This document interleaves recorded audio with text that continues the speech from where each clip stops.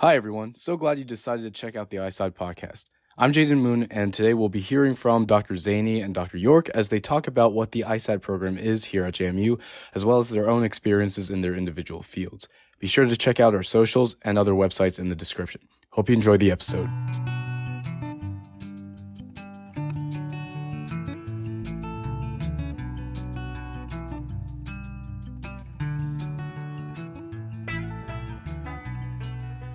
Hi, everybody, and welcome to our first episode of the ISAT podcast. So, I'm Jadon Moon. I'm currently a junior ISAT major here at James Madison University. I'm here with Dr. Emily York and Dr. Zaini. If you guys would like to give a little bit of an introduction to yourselves. Sure. I'm an associate professor in integrated science and technology, and I teach classes related to ethics and social dimensions and policy issues in relation to science and technology. Yep. So, I'm Raafat Zaini. I joined ISAT 8 months ago. I'm an assistant professor and I teach systems thinking and other things. So I'm making my way. Awesome. So you guys can answer in whichever order you feel you'd like to, but what specifically inspired you to join the ISAT program as a professor? Well, this is my 7th year here. I'm really interested in questions around ethics in relation to new science and technology, but especially like how, whose conceptions of the future get a lot of traction and gain a lot of power in society, and how do those ideas about the future circulate, and how do they shape the science and technology we developed, and then with what kinds of impacts.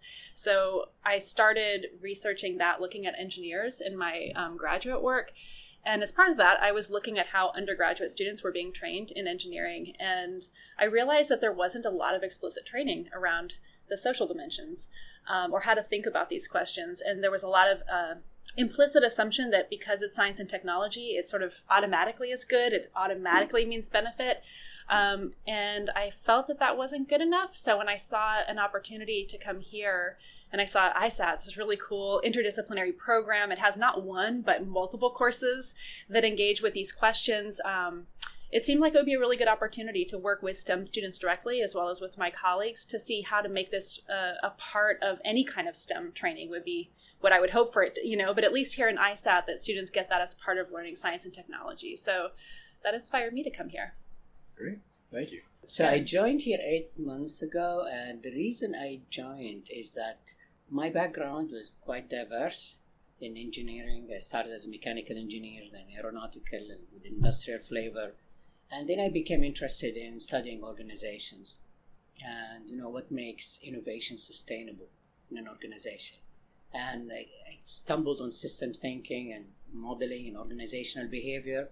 So after finishing up and working as a research scientist for a few years, I couldn't see how would I fit in any academic program until the ISAT came by. As I was looking through it, I saw, there's something different here. My engineering background fits, but I see also other dimensions, Dr. York talked about the issue with institutions, the society, organizations.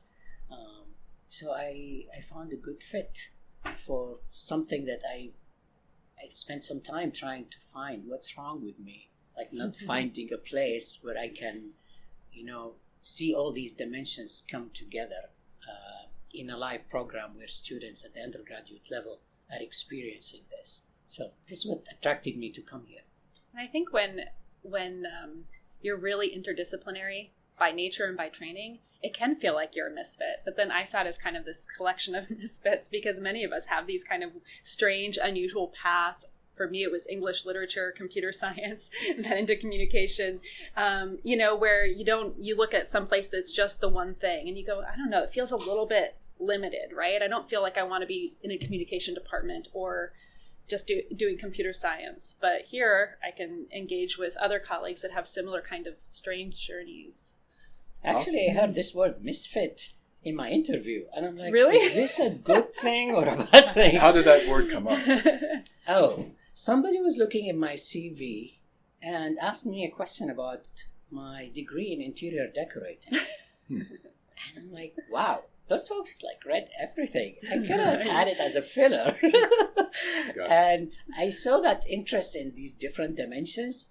And yeah, they told me, you're a misfit, but you fit here. That's a good news. I'm sure it's a little bit concerning when you first heard that word, but so before like they completed the sentence, it was like, okay, I'm waiting for what's coming, but you're a good fit here, so I was relieved. That's good. That's kind of how I felt when I was first, I guess, exploring the ISAT program. I actually came in as a computer science student. I also came in when COVID was happening, so it was kind of an odd time for everybody. But looking into the ISAT program, I didn't join ISAT because I thought it was going to be easier than computer science. It was honestly because I didn't know exactly what I wanted to do. When I realized CS wasn't really for me, I was trying to look at other type of STEM majors, even IA. Mm-hmm. But I realized that when I saw how holistic and I guess how well-rounded the ISAT program was, I was like, oh, this is great. I want to do something STEM related, but I also don't really know, I guess, what the best fit is for me right now. So ISAT seemed like a really good place for me to kind of explore, and it has been so far. It's helped me kind of narrow down my interests a bit. Yeah. I hear that from a lot of students, both looking for flexibility, but also not wanting to sort of be too limited just yet, being able to kind of get exposure to different ways of thinking and approaching science and technology, which is a little bit different than some of the other degree programs offered here, which have also wonderful strengths, but are a little bit more disciplinary. Right. Yeah. Awesome.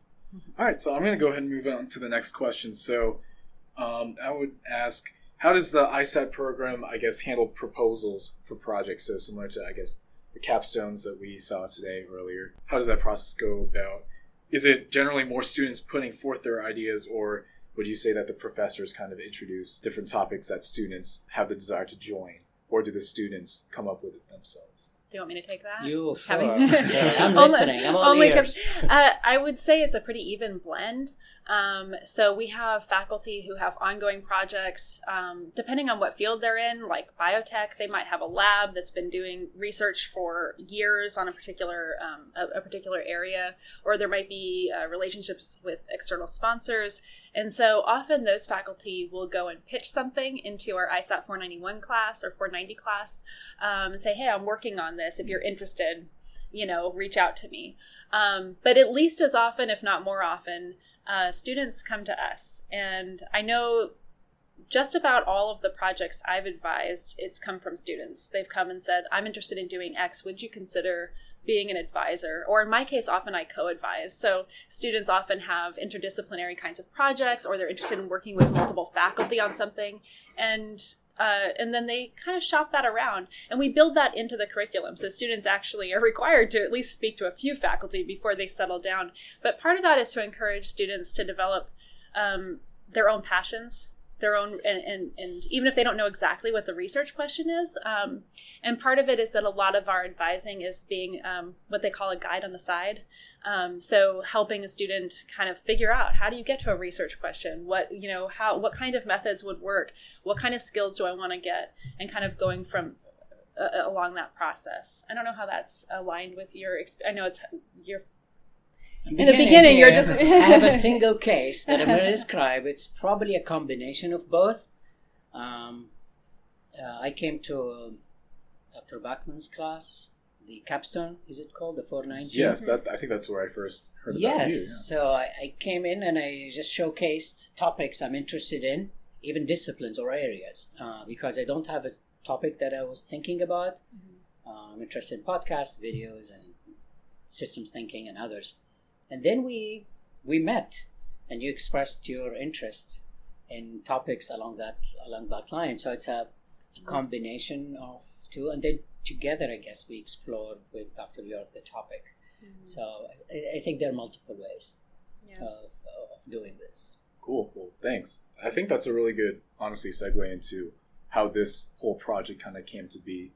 If I remember correctly, my first idea was to pitch a sci-fi related film, or something, at least a film that addressed some sort of scientific topic that I thought it would be good for audiences to know about, and that would kind of just be some sort of medium that people would find out more about this sort of topic. I wasn't really sure what it was, but that's what I thought we were going to do together. And then Dr. Zaini, you kind of I guess shared with me about this opportunity, this podcast that you were thinking about. Was this your idea? Or had you been talking to someone about it beforehand? So you touch on a very important point about innovation.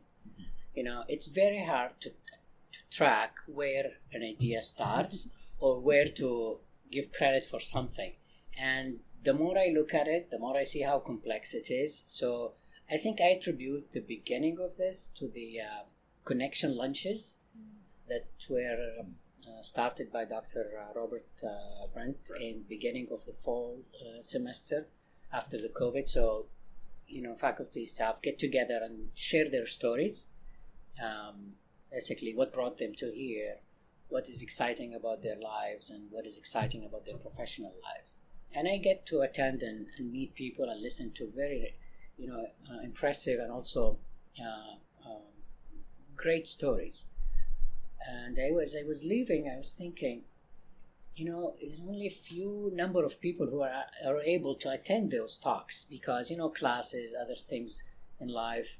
I thought maybe if we can do this as a podcast, but how is this going to be? And it just happened that Dr. York was in a session and she was talking about her story and, the areas where she's done some work and her interest in science fiction writing. And I just met you and I started thinking, maybe there's a combination here. Like you are coming, Dr. York has interest, and there is also an opportunity to apply for funding. I think it's called the Faculty Development Fund that we needed to get to. And I talked to Dr. York. She said, I'm in. And I talked to you. You said, okay, let me explore, but I'm interested in general. So we applied for a funding, and we got the funding. And you agreed to start this as a way to explore topics in science and technology and society, and see how it goes. And here we are around the table. Oh yeah. Does that answer your question? Oh yes, definitely. Kind of going off of the science fiction writing that you've been interested in, how would you attribute that to, I guess, your experience in the ISAT program? Has it, or I guess that depends on how long you've been writing. Well, maybe my own writing, I'm not sure, but I guess I could connect it to the design fiction. So one of the practices that we use in the STS Futures Lab, STS is just Science, Technology, and Society, is design fiction. And really that's just, it's kind of a story. Sometimes it's almost just a story prototype. It's not like a story with a beginning, middle, and end, but it sort of evokes some kind of a story. And you can do that through three-dimensional, building things. You can do it on a whiteboard really quickly. You could have some juxtaposition of maybe text and images. And one of the things I think it helps us do is cultivate what some people call moral imagination. So it's hard to think about different futures outside of a really abstract way. But when you have to communicate through showing somebody some images and some words, it makes you really think through, what am I trying to communicate here? What am I trying to show? And can start really interesting conversations. So in a way, design fiction it's kind of a blend of science fiction and science fact, some people say. And so that kind of creative attention, I think, flows into some of the practices here in the lab for helping us to think beyond what's going to happen, next year or even 5 years from now. But what are the things that we're doing today? How are they going to maybe have an impact 10 years from now, 15 years? How could we make better kinds of decisions? So sometimes we call it a kind of serious play, or sometimes a detour into the future. So that's how the writing part kind of informs my teaching, but also the reading part. So often in ISAT 271, which is a kind of STS class, I'll often assign some short stories. And that usually comes as a surprise to students who are otherwise taking STEM classes. Like, why are we reading a short science fiction story? 271? This is Technology, Science, and Society. And so it's one of 2 required courses that are aiming to think about ethics specifically. And so putting together some maybe more academic reading, some news kind of stories in the news, along with a short science fiction writing that picks up on some of those themes, allows us to kind of think a little bit more broadly about what kind of, what are we really talking about here and why does it matter, right? So it's not just ethics as really clearly defined good bad type of thinking. It's really much broader and richer, and in some ways more fun than I think when you say ethics, people, it kind of sounds boring. Like I have to think through some checkbox things, or it can evoke these things. When you think about it more as a kind of creative process of imagination, I think that some amount of speculative fiction can be really helpful in kind of generating that openness. So like making things more concrete. Yeah. For people to think about. And help. So you'd think it would be really easy to imagine different kinds of futures because we consume it in our media. But what I found working in some of my research is that actually we can be really limited when it comes to, it's like autonomous vehicles, what's going to happen? And we can go down a single track really easily and not really kind of broaden that view out to really imagine broader dimensions of society in relation to that thing or AI or whatever. And so it kind of helps to forge those connections. And that way it's very ISAT kind of systems thinking, because it's trying to think, okay, the technical part's there and social and ethical and political, and you're trying to imagine these, the interconnections. And I don't know if it's so popular now, but when I started, everybody was watching Black Mirror episodes and be like, oh, it's like the Black Mirror episode where this happens. And you think, yeah, it's like those are stories that it's very human-centered. There's some kind of technology, but it kind of explores it in a rich way. It kind of gets you thinking in a rich way because there's story. Awesome. Yeah. Awesome. When I think about stories in general, and especially the one I'm writing right now, just for on my own time, it's based on everything.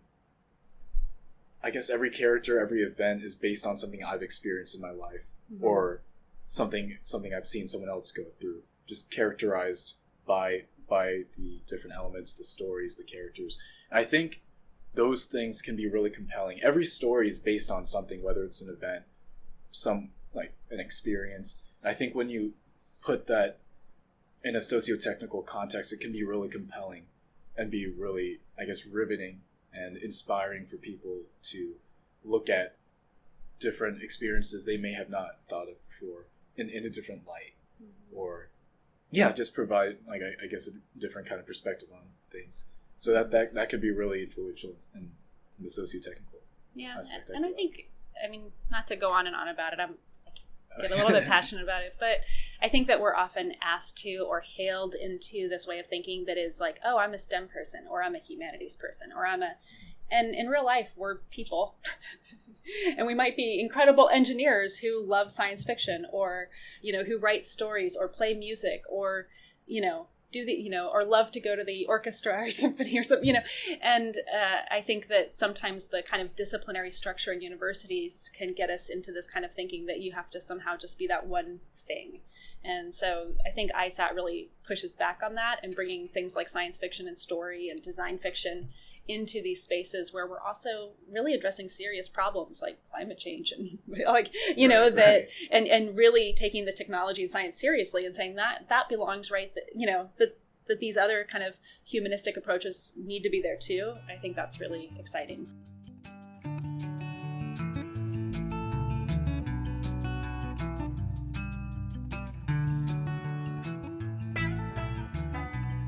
All right. The next question I would ask is, what are some of the projects you have worked on, and that can be either in the ISAT program or outside, that you are currently still working on? Right? Well, the project that I'm currently working on, it is part of school.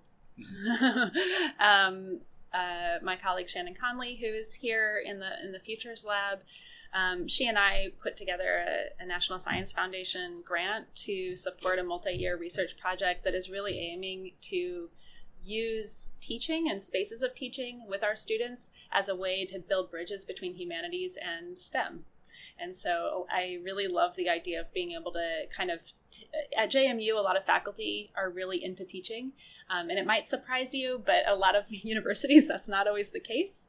And so here, even though we have our different kind of disciplinary areas of focus, I think kind of tapping into that shared interest in teaching and working with undergraduates becomes a kind of way to build some shared expertise and build bridges together, even in relation to our different research interests. So we've been working with some faculty a group of faculty in biology and ISAT and foreign languages and literatures and justice studies, and kind of building this momentum toward trying to bring more faculty into doing this kind of interdisciplinary work through our teaching. And that's really fun and satisfying. So that's something I'm working on. Something I'm working currently on, but it started a few years ago, which is the value of sharing knowledge, and focusing work, and at the same time building bridges with others, which ties back to the issue of receiving and giving feedback and shaping ideas through incremental progress, and then shaping ideas and knowledge. And this started with me when I was doing my PhD, or after I was done, into looking how is the learning journey goes, and that we go, and sometimes in times of divergence where we have more ideas than we can handle, and then through sharing them with others, so that we are not shy of sharing work in progress, that we help these ideas get better and better over time as we're building also our knowledge. So I've been experimenting with this and showing this idea and model to folks in different areas, and they've been appreciating this. And currently I'm working with a PhD student in another school to build a way of soliciting some of feedback on ideas visually, especially in systems thinking, when we draw diagrams that shows how we think and a phenomena is happening. Is it increasing or decreasing, or is it just stagnant? How are we able to solicit these ideas into informing a model about knowledge evolution? So as you were talking about this, I was looking for an idea to talk about. I have a feeling that we're going to have a lot of collaborations going forward. Yes. One of the projects I'm really excited about is that we are going to co-teach a course next year. Awesome. So that is a new collaboration. Yes. And I'm excited we're going to be building all kinds of bridges, it sounds like. Yes. But what is the title of our course? Designing the University of the Future. Designing the University of the Future. So we will have Is an it exciting opportunity. enough? Oh, definitely. We'll have an opportunity to teach for a whole year and work with some groups of students, really bringing that systems thinking and looking at the university itself as a kind of socio-technical system. So that'll be a lot of fun. So our plan for the rest of the episodes that we're going to produce on this podcast are we're going to have different ISAT members come in, and that we're trying to have a diverse group. So we'll have anyone from students, faculty, professors, alumni, capstone groups as well. And I think our goal in that is to kind of get a well-rounded perspective on the different aspects of socio-technical systems and how, I guess, all people in all kinds of demographics are involved and how these topics affect them specifically and the role that they can play as well. So with that in mind, what are some of your goals or what are some of your hopes for this podcast, and what would you like to see as a result of it? So thank you for bringing this topic here in the podcast, which is near and dear. I think the podcast is open not only to the integrated science and technology with ISAT. It's open for a larger audience, guests also. And we want to have a culture of sharing, and that's tying into probably when I talked about the value of sharing, because I think innovation thrives on sharing and communication. When we talk about topics that are hard to fathom or hard to understand, this is a platform that we seek to be, make things accessible to others, and also share about people's stories. We are all. So when we talk about stories, not necessarily just the professional stories or the technical stories. It's a socio-technical, the social and the technical. What excites me or excites our audience or our guests in their own lives, and how they link it to professional life. So it's a platform that is inclusive and bring different voices to the table and to share it with our audience. That's I think something that I aspire with the team to accomplish. Yeah, that sounds great. I I would like to see it succeed, in the sense of we have groups of students that want to do it, that want to produce it long after you have left JMU, and I'd like it to go on for years and years and years. Not only because I think it will bring people together, and there's nothing more fun than hearing people talk about what they're really passionate about.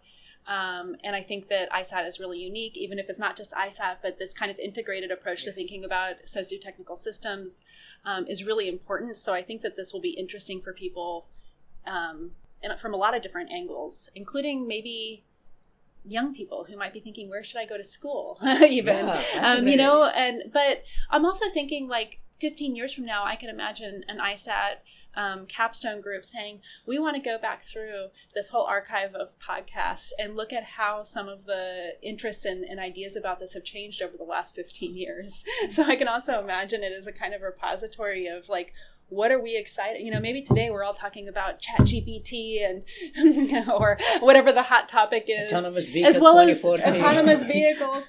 Of course, some are really important problems that didn't just start and aren't going to go away in the next 15 years, like climate change. But to see how young people coming through, what they're interested in, how faculty are changing, how we're talking about things. Or not, as the case might be. Maybe we're talking about the same things in 15 years. I don't know. But I think that that'll be interesting. And so I imagine the podcast as both something that has real power and value in real time, but also over time as a kind of record. Yeah. And that's a very important aspect. Thank you for pointing to this. When we study organizations, it's very hard to stay with an organization for 2 decades or 3 decades to study it. But archival research, which is the study of these documents and artifacts. And now podcast is a very popular medium. And to study how organizations evolve. So there is the topics, there's also how the ISAT evolves over time in SAIS, or the College of Integrated Science and Engineering, or CIS, the School of Integrated Science, through the analysis of this. And currently, and I'm putting a shameless plug, I'm doing this research now by studying presidential speeches of a professional society, using natural language processing and identifying themes about learning and also quality, with the hopes and fears. What were people were afraid of, hopeful 20, 30 years ago, and what were they fearful of, and just see how our perceptions of reality are changing and how we look at things. So I think the podcast will be a great addition to such research. And the thing about hopes and fears makes me circle back around to when you asked about why did I come here, and I said I was interested in how these ideas about the future sort of generate and circulate. Those ideas about the future with respect to science and technology are often laden with our hopes and fears, right? And so thinking about how those ideas change and what's animating those hopes and fears alongside the projections of what we think the future is going to look like, what we want it to look like, what we're afraid it might look like, those things are very intertwined. And I think that they have a real impact on the kinds of research projects that we work on, right? And how we think we might make an impact. Those are all wrapped up together. So, and I think this is what attracted me when we talked about the STS Futures Lab, because it doesn't look at the future only with the fear mindset. It looks about hopes and how can we mitigate if there are any issues, and how we can benefit from the values from what's coming. And that's the theme we're using in our course, the designing of the University of the Future. We want to really look outside and really see what the future is holding and how we can shape it and address some of these issues. So these two things are combined, and when we start with looking at the hopes, we kind of take ourselves into the creative part, and also bound it also with probably whatever we want to avoid moving forward. Right, good deal. I guess in terms of closing remarks, what words of advice would you give to people who are have a budding interest for STEM? So they might not be super experienced in it, or they might not know too much about it, but are still trying to learn more. I mean, for me personally, I feel like a lot of my life I was uninformed of either current events or even, I guess, for me personally, cars, honestly. That was something that everyone around me seemed to know about. I didn't really know. And so I guess just the more You're not alone. Yeah. I guess people who have an interest in learning about these topics but haven't really gotten their foot in the door quite yet, what would you say to those people? Okay. I think it can be depending on your exposure. So you mentioned like you might not have much experience with something. And so I think it can be really intimidating. Like maybe you think, well, it would be cool to go into programming, but I don't know the first thing. And other people, I look right and I look left and they've been programming since they were 8, or, that's easy to like get that sense that other people are somehow so far ahead that you couldn't catch up. And it's hard to, the thing I would say is that you just have to go out and reach out to people, because especially in a place like this, everybody is here to support and help you to pursue these dreams, regardless of what your expertise is or what your training is or what exposure you might have had in high school or not. I think, I went to a high school that didn't offer really any AP courses. There was kind of a physics course, but it wasn't really physics. What is an AP course? Like what does AP stand for? Advanced placement. So like the smart kids go there. Yeah. And then they could potentially count for some college credit or whatever, but you're getting a lot of preparation. And when I went to the university, and I was extremely intimidated when I started meeting other students who it seemed like were developing cures for cancer and had 3 years of calculus. And I thought, oh my gosh, I haven't even taken a proper physics class. And I think if you're not used to that kind of environment, you don't realize that you just can reach out and ask. And so looking for somebody to just ask, whether it's a guidance counselor, a faculty member, other students, I think that there's pathways regardless of how much, prep you've had or not. So it's never a reason to walk away if you have a little bit of interest. Yeah. So for me, I think I'll start from the point about asking not to suffer alone. If you have something, ask, come reach out. People are willing to answer questions and also engage in a conversation around you. And everyone has their own clock. We don't run at the same clock. We're not expected to progress at the same rate. We can have our own steps to discover what do you want to do, and it doesn't matter if we change directions. It's actually what made me change directions, what brought me here. So people think, okay, I need to excel in one, I need to get as much as I could in this field. You really don't know what the future holds. It's to say no to something that your heart is telling you to pursue just because it's not popular now, or it doesn't make me go into the bucket of those who are considered smart or excellent. It doesn't really matter. And I like the metaphor of the buffet that I think it's Stephanie Stockwell used in her presentation, our academic unit head. When you explore, you can come back again to the buffet and have another piece. You don't want to take the best item in the menu that you only discover that it doesn't taste good. Although you can always order another one. So it's not about throwing things out. Having the mindset that everything adds up, even if it doesn't seem to be now, it will probably show up its value few years later. If I couldn't take this class, or I missed that opportunity, it's not the end. Yeah. Continuing to adding to someone's range of experience, it doesn't really take out of their life or their time. They will move at their own clock, keep reflecting on things, and continue life. Yeah. Awesome. Well, thank you both so much for your time today. Thank you for guiding me through this process too, so that we could finally get here to our first episode. Please check out Dr. Zaini's podcast. Would you like to talk about that a little bit? Oh, the Ice Cream of Success podcast. Yeah. Thank you for the plug. I forgot actually to mention it, but I have a podcast. I've done this a year and a half. It's my story. I share some of the stuff about success and some stuff about fun, and that's why it's called Ice Cream of Success, because life is a combination of both. And I've been ignoring ice cream for some time, but I realized how important it is. Yeah, it's on all major platforms and on YouTube as well. So thank you for bringing that. I am No, of available course. on all social media. Great, great. Tune in next time. I don't know. Yeah, thanks for a crew here. Yeah. Happy to have you be with you guys. Thank you so much. Yeah, thank you. Thank you.